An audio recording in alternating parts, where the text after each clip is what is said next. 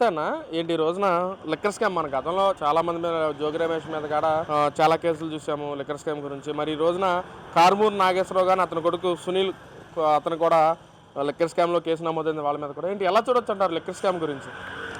ఇప్పుడు ఈ గత ప్రభుత్వ హయాంలో అనేక రకాలుగా ఈ లిక్కర్ స్కామ్ అనేది జరిగిందనమాట. అయి ఇప్పుడు ఒక్కోటి వెలుగులోకి వస్తున్నాయి.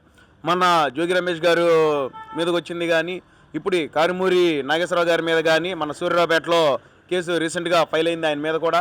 అలాగే ఆ విచారణలో తేలింది. ఈ కారుమూరి నాగేశ్వరరావు అనే అతని అకౌంట్ నుంచి, ఆళ్ళ అబ్బాయి అకౌంట్ నుంచి అనేక కోట్ల రూపాయలు బదిలీ అయినట్టుగా ఈ విచారణలో తేలింది.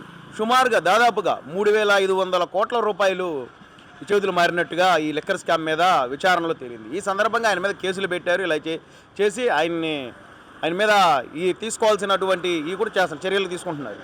అలాగే రాష్ట్ర వ్యాప్తంగా ఇలాగ అనేక మంది మీద ఈ జోగి రమేష్ లేకపోతే కారుమూరి నాగేశ్వరరావు వీళ్ళే కాకుండా అనేక మంది ఉన్నారు. ఇలాగ ఇది పెద్ద స్కామ్. ఇది రాష్ట్ర వ్యాప్తంగా జరిగినటువంటి కొత్త బ్రాండ్లు తీసుకొచ్చి కొత్త తీసుకొచ్చి అనేక రకాలుగా వెనకెన్నడూ ఎప్పుడు చూడనటువంటి బ్రాండ్లు తెచ్చి కల్తీ మద్యం తయారు చేసి కల్తీగా ఇచ్చేసి చాలామంది ప్రాణాలు కూడా పోగొట్టిన సందర్భం ఉంది. ఈ స్కామ్ని బయటికి తీసుకొస్తున్నటువంటి ఇప్పుడు ఈ విచారణలు ఏవైతే జరుగుతున్నాయి ఒక్కొక్కటి వెలుగులోకి వస్తున్నాయి. ఈ వెలుగులోకి వస్తున్నాయని చెప్పి దీన్ని రూపుమాపడం కోసం డైవర్షన్ చేసే ప్రయత్నాలు కూడా చేస్తున్నారు. ఏదేం చేసినా సరే ప్రభుత్వం తన పని తను చేసుకెళ్ళిద్ది, చట్టం తన పని తను చేసుకెళ్ళిద్ది. దీంట్లో దోషులుగా ఉన్న వాళ్ళని, ఈ స్కామ్లో ఉన్న వాళ్ళని కన్ఫామ్గా బయటికి లాగి ఇచ్చేస్తుందని చెప్పి మేము నమ్మకం వ్యక్తం చేస్తున్నాం. అంటే ఈ రోజున ఏదైతే దాని ఇన్వెస్టిగేషన్ అధికారులు సిట్ విచారణలో కూడా వాళ్ళకి లంచం ఇచ్చే ప్రయత్నం కూడా చేస్తున్నారు. మా కేసులోంచి మా పేర్లు తీసేయండి అన్నట్టుగా దాన్ని కూడా బయటకు వస్తుంటారు. ఎలా చూడొచ్చు అంటారు?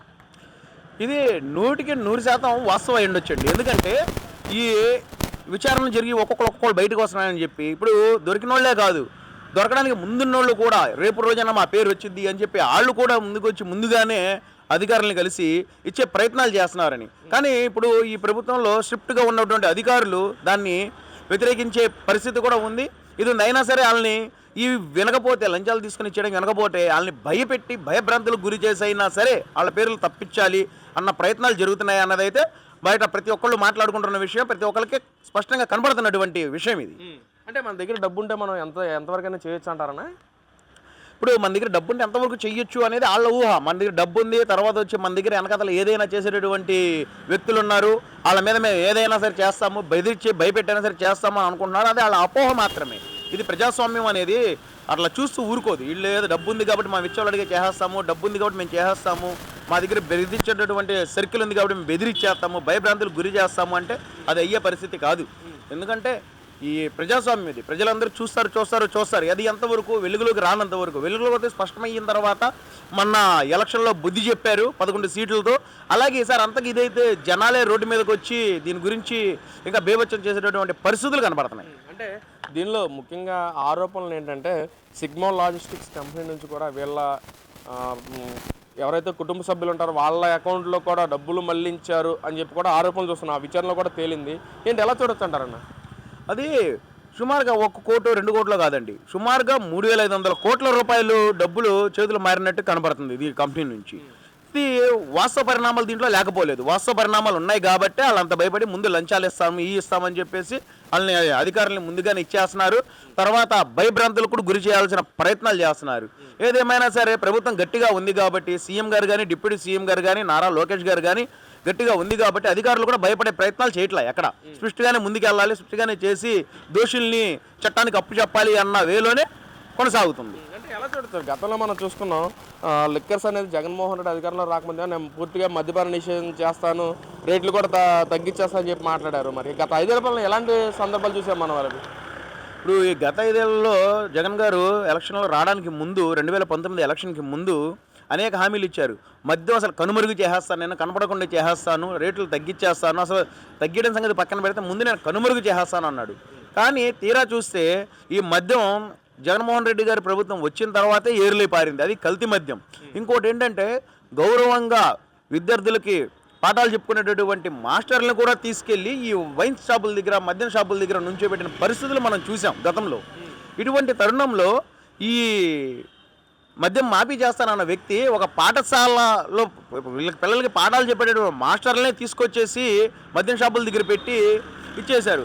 దానికి ఏంటంటే మాస్టర్లకు కూడా పిల్లలు భయపడే పరిస్థితి దాటిపోయింది. కాలేజీ పిల్లలు కానీ ఇళ్ళు కానీ దాటిపోయి 14-15 ఏళ్ళు దాటంగానే వాళ్ళు మద్యం తీసుకోవడం, మాస్టర్లు అడిగితే మీరే కాకుండా మాకు లైన్లో కాపలా కాస్తున్నారు అనే పరిస్థితి సృష్టించారు ఈ రాష్ట్రంలో. అది ఎవరు?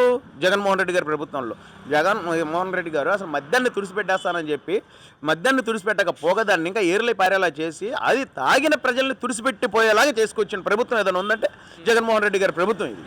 మరి మనం చూసుకున్నట్లయితే గతంలో ఆయన మద్యపాన నిషేధం చేసిన తర్వాత మీ దగ్గరికి ఓట్లు అడుగుతానని చెప్పి మాట్లాడిన దాఖలాలు చాలా ఉన్నాయి. మరి ఈ రోజున రేపు పాదయాత్ర చేస్తాను కూడా అంటున్నా ఉన్నారు. మరి ఏంటన్నా ఎలా చూడొచ్చు అంటారు? మరి ఇప్పుడు మద్యపానం చేసిన తర్వాతే నేను మీ దగ్గర వచ్చి ఓట్లు అడుగుతాను అన్నాడు. ఆ మాట మీద నిలబడాలా? దానికేంటో 100 కారణాలు చెప్పాడు. నేను రేట్లు అందుకే పెంచాను. రేట్లు పెంచమని ఎవరన్నారు? నువ్వు మద్యపానం నిషేధం చేస్తానన్నప్పుడు నిషేధం చేయడమే. డైనామిక్ లీడర్ని, డేరింగ్ డాషింగ్ని అని అంటావు కదా. డేరింగ్ డాషింగ్ మరి మద్యపానం నిషేధించాల్సింది.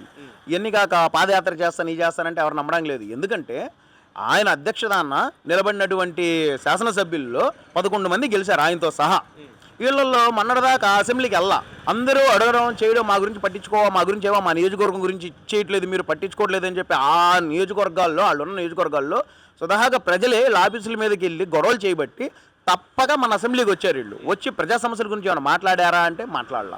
ప్రజా సమస్యల గురించి వీళ్ళు నిజంగా ప్రజా సమస్య కోరుకుంటే, ప్రజాక్షేమమే కోరుకుంటే అసెంబ్లీకి వచ్చి మాట్లాడతారు. స్వతహాగా వచ్చి వీళ్ళు ఒత్తిడి మీద రారు.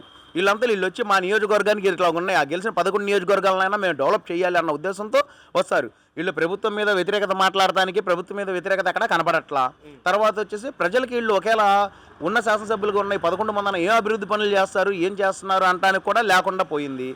మాట్లాడలా. వీళ్ళు అదేమన్నట్టు కత్తులు పట్టుకొస్తాం, కర్రలు పట్టుకొస్తాం, రపరప పపపప ఈ వీటిలే. తర్వాత వచ్చేసి ఈ మద్యం స్కాముల్లో వీటిల్లో దొరికిన వాళ్ళు ఎవరైతే ఉన్నారో, తర్వాత మద్యం స్కాములు కానీ, తర్వాత వచ్చేపాటికి ఈ మైనింగ్లో కానీ దొరికిన వాళ్ళు ఎవరైతే ఉన్నారో వాళ్ళని తప్పించుకునే ప్రయత్నాలే చూస్తున్నారు కానీ, వాళ్ళని కాపాడుకునే ప్రయత్నాలే చూస్తున్నారు కానీ. ఎందుకంటే తీగ లాగితే డొంక కదిలిద్ది అన్నట్టుగా భయం ఆయనకి పట్టుకుంది. ఈ తీగ లాగితే డొంక అంతా ఎక్కడ కదిలిద్దా, ఇంకా జరిగిన గతంలో అనేక స్కాములు జరిగినాయి, అవి మొత్తం ఎక్కడ బయటపడతాయన్న భయాందోళనలో చూపిస్తున్నారు కానీ ప్రజల మీద ప్రేమ ఎక్కడా లేదు. వీళ్ళు వచ్చి పాదయాత్ర చేస్తాను అంటే ఎలా నమ్ముతారు ప్రజలు? ఎలా ఇచ్చేస్తారు చెప్పండి? అసెంబ్లీలో మాట్లాడటానికే సిద్ధంగా లేని మీరు పాదయాత్ర ఎలా చేస్తారు? మిమ్మల్ని ఎలా నమ్ముతున్నారు ఈ రాష్ట్ర ప్రజలు? మీరు ఏం చేసినా ఎన్ని చేసినా నమ్మడానికి సిద్ధంగా అయితే లేరు అన్న. మరి ఏదైతే నేను కొడాలని కూడా మాట్లాడుతూ జగన్మోహన్ రెడ్డి పేరు రెడ్ బుక్లో లోకేష్ నువ్వు రాసుకున్నా సరే, లేక జగన్మోహన్ రెడ్డి ఏదైనా మర్చి నీ పేరు రెడ్ బుక్లో రాసుకున్నా సరే నీకే ప్రాబ్లం, జగన్మోహన్ రెడ్డి ఏమీ చేయలేవని చెప్పి ఆయన మాట్లాడటం ఏంటి సినిమా డైలాగుల రూపంలో ఎలా చూడొచ్చు అంటారు? ఇది సినిమా డైలాగులు కాదండి. ఇప్పుడు వీళ్ళు కనిపిస్తుంది ఇదేంటంటే ఈ ఒక ఫ్యాక్షనిజాన్ని చూపిస్తున్నారు ఇక్కడ. ఏంటంటే మీరు మంచి కోసం వెళ్ళి నువ్వు పోరాడినా లేదా చెడుని బయట పెడతానన్నా రెండిట్లో దేనికి మేము ఒప్పుకోము అన్నవే అక్కడ క్లియర్ కట్ కనబడుతుంది ఆయన మాట్లాడిన మాటల్లో. ఇప్పుడు నారా లోకేష్ గారు వచ్చి మంచి కోసం మాట్లాడి చెడు చేసిన వాళ్ళని మేము చట్టపరంగా వాళ్ళ మీద యాక్షన్ తీసుకునే క్రమంలో రెడ్ బుక్లు ఎక్కించామన్నా సరే చట్టాన్ని మేము గౌరవించాం అన్నవే ఇతనిలో కనబడుతుంది. తర్వాత ఇతను నువ్వు ఏ రకంగా వచ్చి ఎలా చేసినా సరే నేను బెదిరింపులు చేసి భయపెట్టైనా సరే మేము ఇచ్చేస్తాము, చట్టం కంటే కూడా మా బెదిరింపుల చర్య పవర్ఫుల్ అనే విధంగా మాట్లాడుతుంది. క్లియర్ కట్ కనబడుతుంది ఆయన దాంట్లో. ఇది ప్రజాసేవలు ఎలా చెల్లుబాటు అయింది? ప్రజలు దీన్ని చూసి ఎలా ఊరుకుంటారు? ఎంతకెంత బుద్ధి చెప్తారు? ఇప్పటికే చెప్పారు, ఆ బుద్ధి వాళ్ళకి సాల్లా ఇంకా బుద్ధి చెప్తారు.